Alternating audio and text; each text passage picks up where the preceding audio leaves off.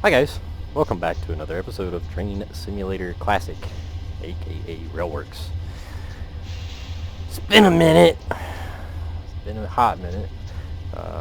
Unfortunately, time has not been on my side. It is a holiday season, and between the multiple different Thanksgiving dinners that have come up, it ain't even freaking Thanksgiving yet, but gone through a couple Thanksgiving dinners already. Have another one coming up. School. Actually just finished my first semester. Passed that with flying colors. Yay, hey, hallelujah. I'm a somewhat competent refinisher now. But yeah, it's been a lot on my plate lately. Hadn't had time to really sit down and do a train sim video, but the Steam Autumn Sale just kicked off today, and as such, I picked up some stuff, as I'm sure most of you either have already done or probably will do or might be looking at doing. I always recommend, if you can, wait for sales, especially with train simulator content, but with just about everything in general. Most of the Steam store goes on sale for a lot of stuff just in general, but for Train Sim Classic, I highly recommend waiting for sales more often than not, because yeah, about 80% of the time the stuff that's available, the DLC that's available on the Steam store, is not worth full price. This is my opinion, take it with a grain of salt, but in my opinion, about 80%, 85% of the time, the stuff in the Steam store is not worth full asking price. The stuff that gets past DTG is just not high quality 9 times out of 10. And the stuff in the Steam store, more often than not, does not get fixed. More often than not, if it got pushed to the Steam store with a ton of bugs in it, chances are it will never get updated. Those chances are huge. So, yeah, I almost never recommend buying things for full price. But right now, as I said, things are on sale, so we're going to take a peek at some of the stuff that I got on sale, hopefully, for the next few days. I'll be going over stuff that I picked up. And today, as you can see, we're staring at the... What are we staring at? My brain just took an absolute crap. We are staring at the GE-832BWH. These are built specifically for Amtrak. These locomotives were the first locomotives bought to replace the F40s. They were built in 1991, so relatively recent, in the last 30 years. Most of you know this is typically not my forte. I don't care for modern motive power. I think it all looks the same. Don't believe me? Look at this. Stick an ES44 right next to it. Biggest difference, the trucks. It just... They don't do it for me, but I've run out of classic content for the US as far as steam power goes, so now I'm stuck doing diesels. And it's always a gamble on what won't cause out-of-memory errors, and so far these don't seem to have. We're gonna see. This is my first time playing this.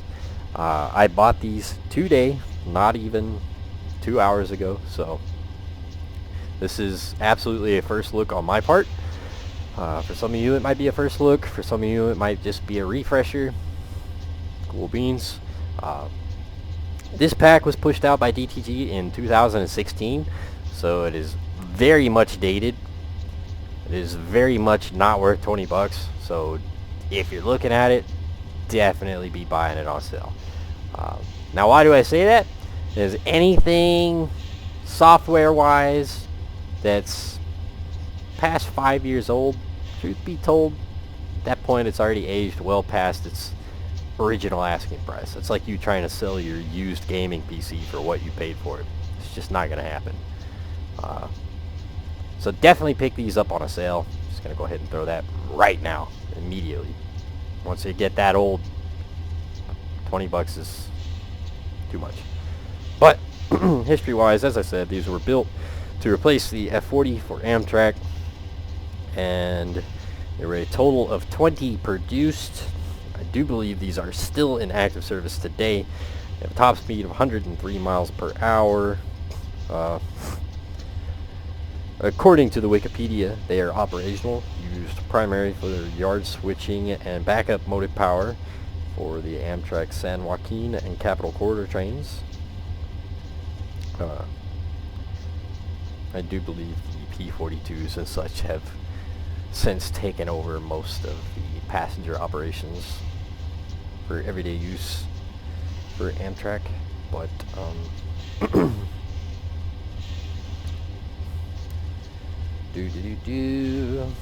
they came originally in the Pepsi can colors. This red, white, and blue over here, which we will take a peek at in a second. And then later on, they got upgraded here to the newer phase.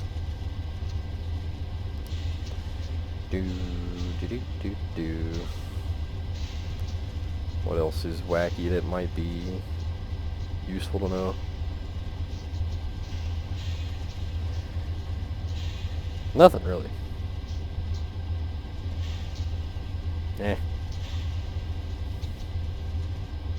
If you really want to know much more, you can look them up. But we're here more to look at these in-game. So right off the bat,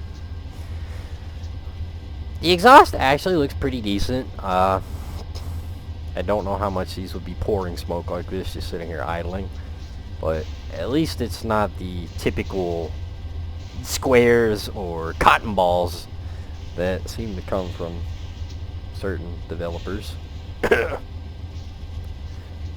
But it is kind of noticeable with the lines right here, but as it is, it doesn't look half bad. And just on first impression, the models themselves overall don't look half bad. DTG actually doesn't do a half bad job on models pretty often.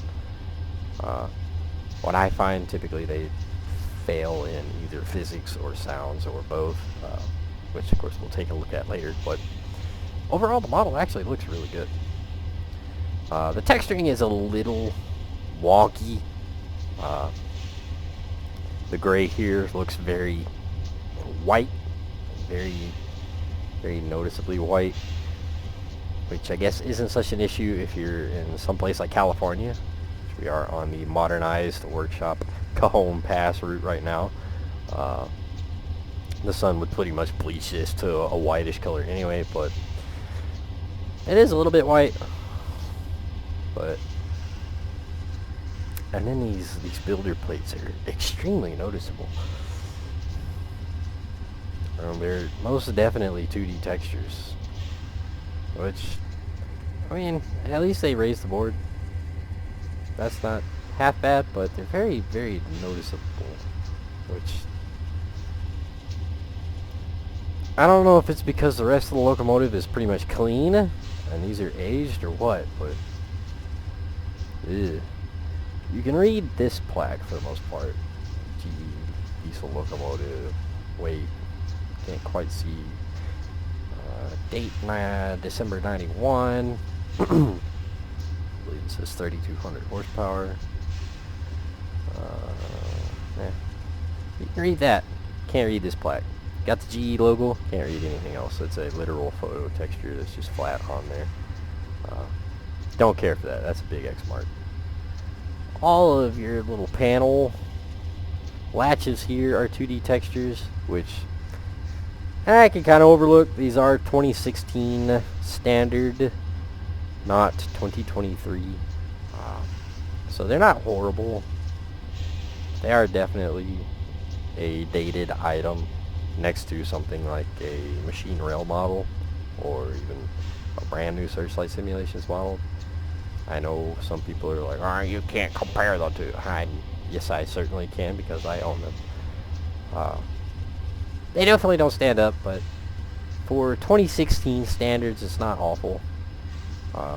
It just kind of stands out that they're 2D textures against the panels, which actually are modeled, which I find very impressive because we have gotten models this year that don't have these panels physically modeled. They're 2D textures on a flat board, which I cannot believe some people in the train sim community defend, but I digress.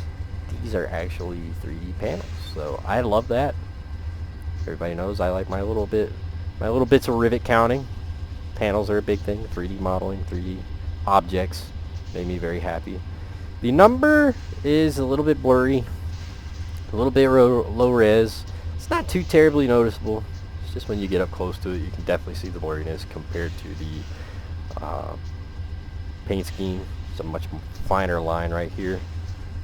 I got no idea what's going on with that window there. I'm gonna go out on a limb and say it ain't supposed to be there. So that's cool. If I were a betting human being, that's probably not supposed to be there. I mean, it's hard to see in some of these pictures, but I ain't seeing that there on any of these Google pictures, you know, newfangled Google. Unless I'm crazy. Surely Google has a good picture of one of these from a full-blown side view. One would think. I know, that's... how dare I use my logic. Oh, there's one. Nope, that's a Pepsi can error. I need one from this era.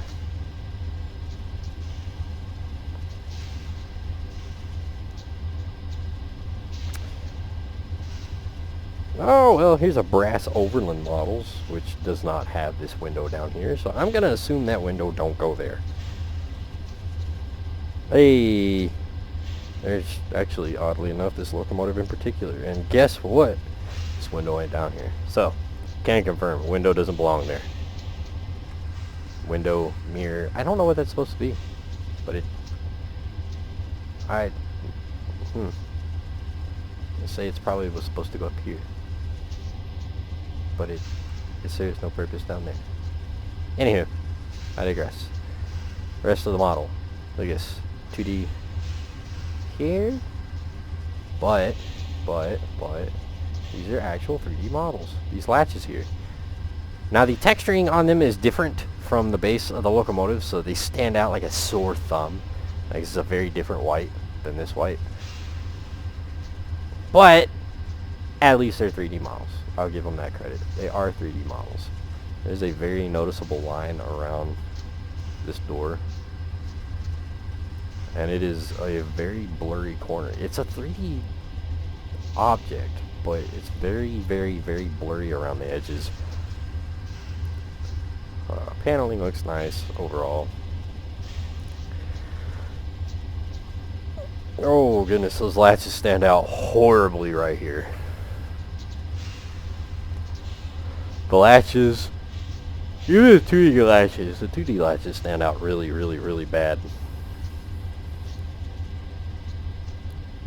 Because they're all the exact same 2D texture, just copy, paste, copy, paste, copy, paste. So they don't blend very well with what I assume is supposed to be weathering down here because it's darker. The trucks look pretty decent for 2016 standards. Not a whole lot going on with them. We'll see if the brakes actually function.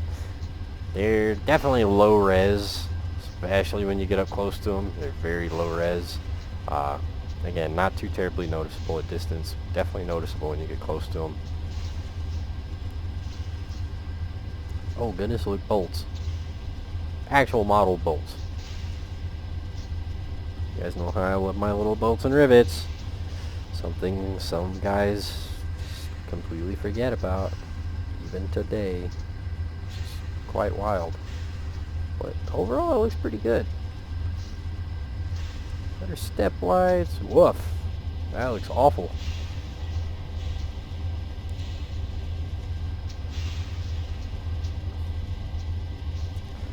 Same old knuckle coupler. Nothing fancy there. That object needs to be trashed. A new one needs to be made. Matter of fact, plenty of new ones have been made. Just DTG. Anything DTG related will not use these couplers, and it kills me because this coupler has been around for over a decade now. It needs to go away. As I said, this model was made in 2016, so some credit where it was due. But I do know there are models that have better couplers than this in 2016, so 2023, that sucks. These cables and whatnot here, kind of eh. This has got some real wackiness going on.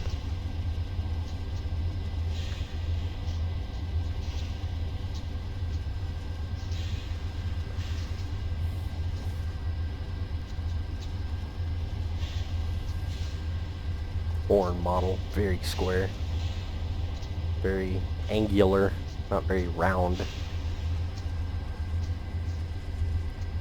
What kind of horn these have, I don't know. I ain't never seen one of these up in person. I don't go looking for modern motive power typically. There's the blue-gray. Now we come over here to the Pepsi colors. To my knowledge, there's really no wild differences between the two. I did stick... We'll come down here. It's a little bit more audio friendly. You will get a no driver variant of both paint schemes. Interestingly enough, the exhaust is still pouring out of the stack on these non-running models, which is a bit entertaining, but oh well, I guess.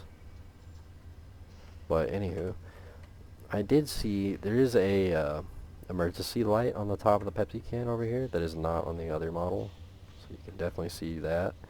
So that's one thing that changes. Let's see, top down, they look pretty much the same.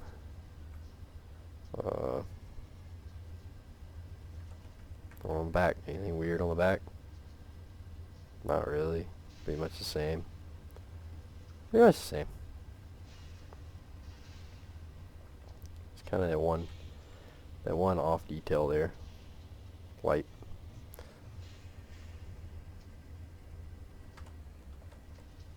Ah, lights right here. Does have lights right here. This one doesn't. This one has red lights right here. This one has white lights. Yeah, I don't know. Other than that, it looked to be about the same. And this window's down here again. And there's a very noticeable seam in the cab. Is that a seam? What is that? It shows up when I look at it in one way, but not in the other. I don't know what that is. That doesn't seem right, because it's also not over here. It was on this model too. Yeah, I don't know what that is, but definitely sticks out. It's definitely there. Definitely doesn't look great. Ah! It's the freaking... It's the console poking out of the cab. Wow, that's impressive. That made it past quality control. It kills me how sometimes people like me can catch stuff like that in 20 minutes of a review video, and beta testers and such can't catch that in hours of fiddling with this stuff. Anyhow, back up here to the running models.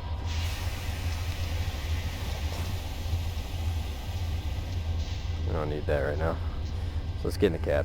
Oh, I'm sorry. In a pack, you will also get... Anywho.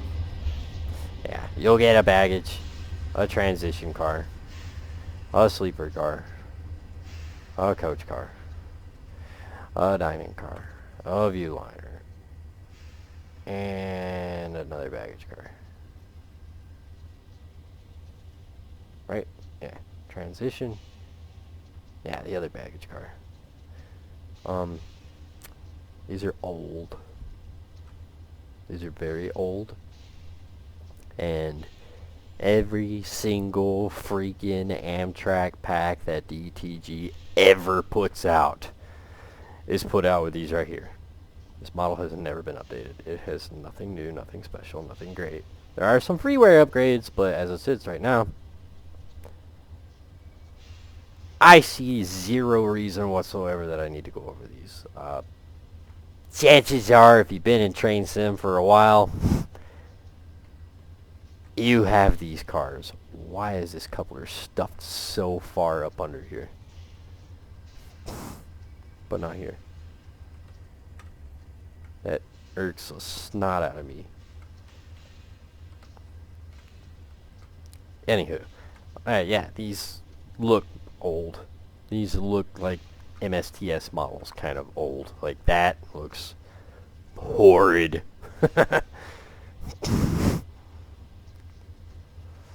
But yeah, nothing special about these. I'm not going to waste much time going. There's a lot of blue character dudes. Actually, all of these are blue shirts. Weird.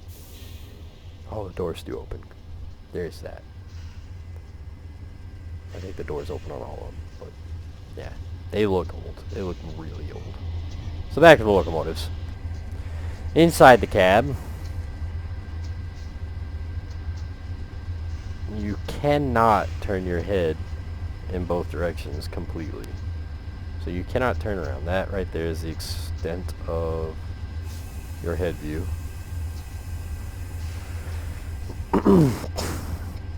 Number board lights, cab lights. Ugh.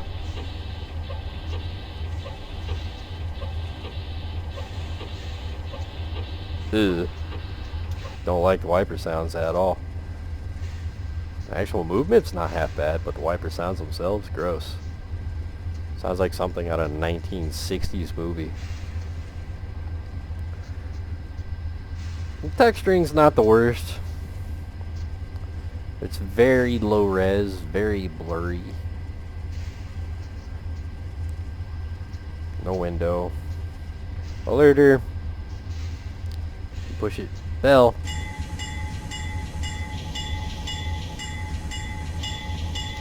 No difference whatsoever inside or out. Doesn't sound horrible. At least it's not the same antiquated DTM bell. It is a different bell. It's not horrible. Ditch lights do flash with it, which is interesting. And the ditch lights flash whenever you shut off a bell.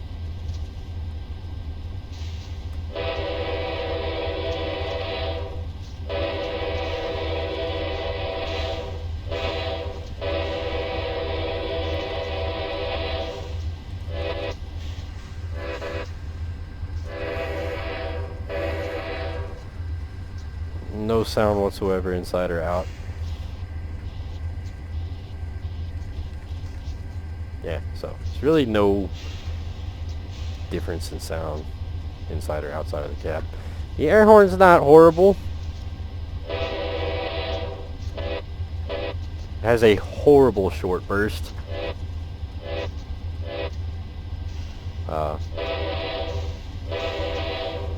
But a good tap of the space, push of the bass bar, and give an alright loop. Horn's not horrible. Sounds like it was taken from an audio from a video made in 1980. Like, it's alright. It's not the worst one I've heard, and at least it's controllable and different. Once again, not the same tried and old sound that we've heard so many times. So there's a credit where it's due. Sander control.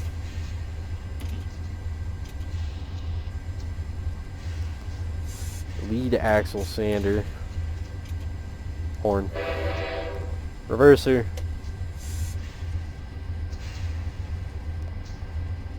Power handle. Auto brake. Independent brake. I don't know what. Oh, that's the ditch lights. Headlights. Rear headlights. Instrument lights. They're already on.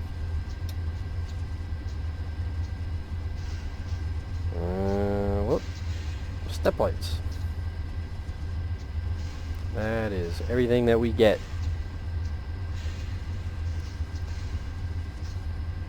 Go over here. We can open the front door here.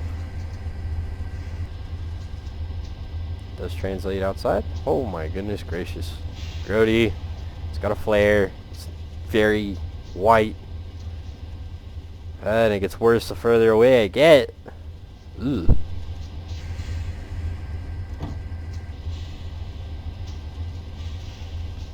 It has a noticeable flare. It has a massive sunburst. Like you're looking at this through the lens of a Polaroid.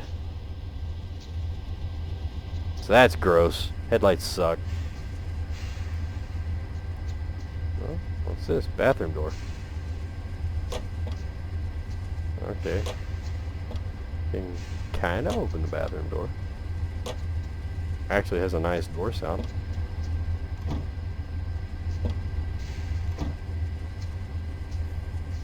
Door sounds aren't that bad. And nothing fancy on the drive. Fireman side. What do you call it? Brakeman. Conductor. That guy. Medium. No real difference. Dim. No real difference. So the headlight itself stays at the same intensity. It just changes the ground. Yes. Okay. Alright. Just flip back here. So this is the Pepsi can model. Looks like most of the same things. Instrument lights, step lights, alerter, horn, bell. Bell sounds the same. Same horn. Headlight buttons. Reverser, blah blah blah blah blah. Same stuff. Cool. Pretty much the same locomotive, different paint scheme. So let us take it down the rail. So we of course want it in gear. Go ahead and color brakes.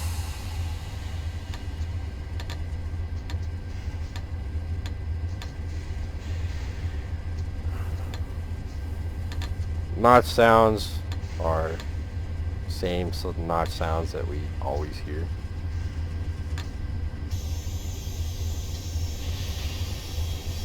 Oh, flange squeal.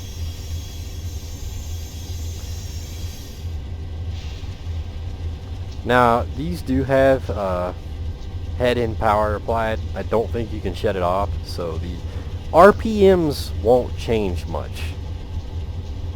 I don't know why that's changed. But these aren't meant to really change the RPM. It's just the power that goes to the traction motors. That will change. I did not check my tracks before I pulled out. That's fine.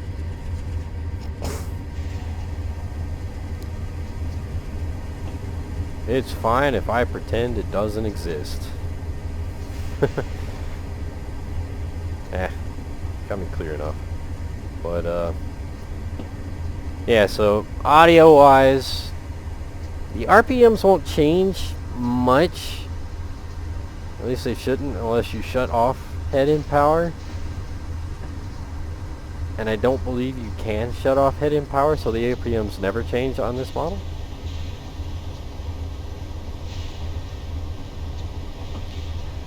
The exhaust only gets thicker on the front locomotive, which is interesting. My HUD is lying to me. My RPMs are changing, but I hear no difference at all. It definitely gets deeper, noticeably deeper. We'll move down here.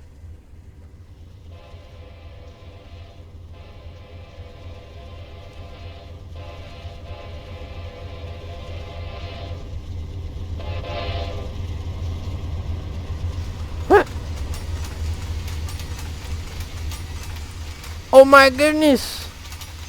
Clickety-clack sounds!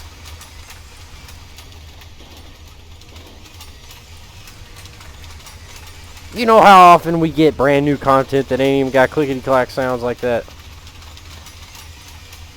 They actually did something on these old models. There's something impressive.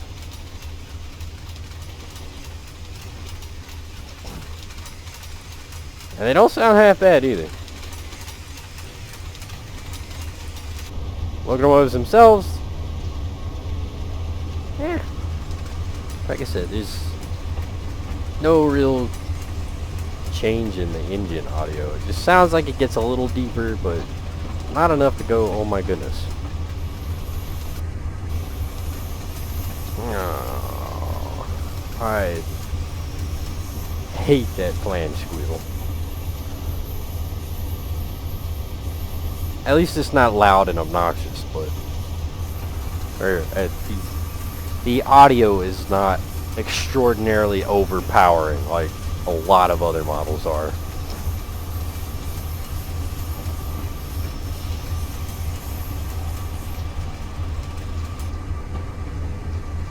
You have stuff like the Baldwins from DTM that go around the corner and they just scream. Ear screws you. So if we're gonna have flange squeal that's constant and continuous all the way through a curve, that's not the worst that I've heard there. That's pretty decent. It's not a constant ear screwing loud screech, so I can live with that. Now, in Notch 8, with the brakes released, these two locomotives should have absolutely no trouble whatsoever pulling this train up this grade here, and yet, for some reason, we are indeed.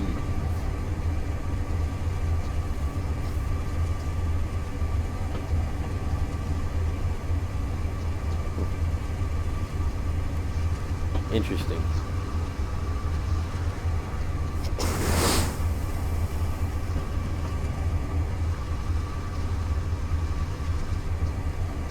But outside of taking this thing to a stop, there's really nothing left for me to show off, so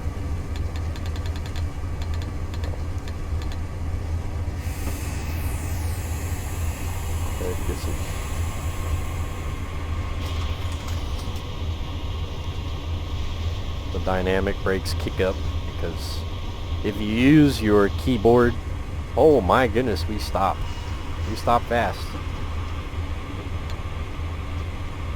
But if you use your keyboard, you're probably going to end up kicking it into dynamic, because it'll go right straight past idle into dynamic. But yeah, physics don't exist. Physics are not real. Physics are fake.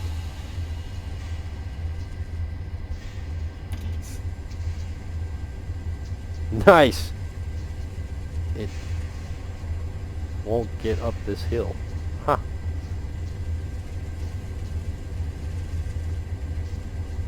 Oh, it's still building RPMs. I see that now.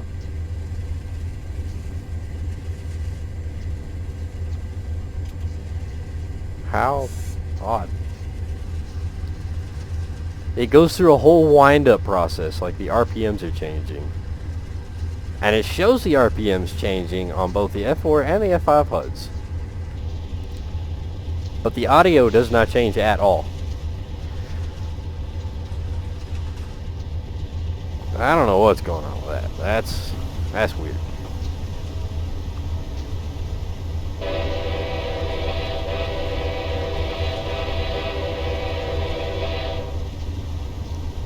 And yeah. passenger views, I'm not going to spend any time on this. I'm sorry, but these cars and these passengers are dated, to say the least. And the textures show. So, anyways, I see no reason to continue dragging this out. Overall, it's not the worst model in the world.